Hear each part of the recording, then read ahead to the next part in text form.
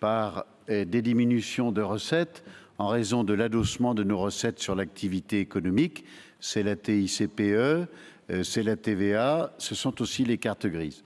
Et puis en 2021, nous le savons, nous allons être terriblement impactés par la diminution d'activité et les difficultés des entreprises au titre de la CVAE.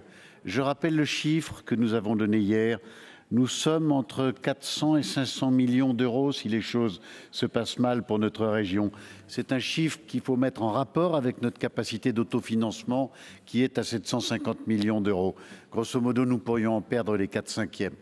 Donc il nous faut imaginer les conséquences pour l'investissement, alors même que notre région va avoir besoin de soutien massif dans le cadre d'un plan de relance de l'activité du fait de la pandémie du Covid. D'où ce vœu. Ce vœu, il dit deux choses.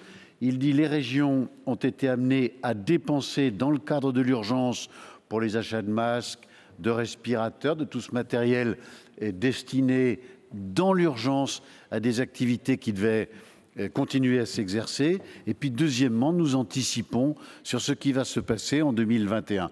Donc nous disons à l'État, compenser les dépenses supplémentaires que nous avons eues et qui n'étaient pas prévues quand on a voté le budget primitif pour l'année 2020 et donnez-nous des garanties pour le budget 2021 de manière à ce que nous puissions boucler les comptes. Et qu'est-ce que nous demandons à l'État? Ce sera ma conclusion. Nous lui demandons surtout de s'intéresser au sujet de la CVAE.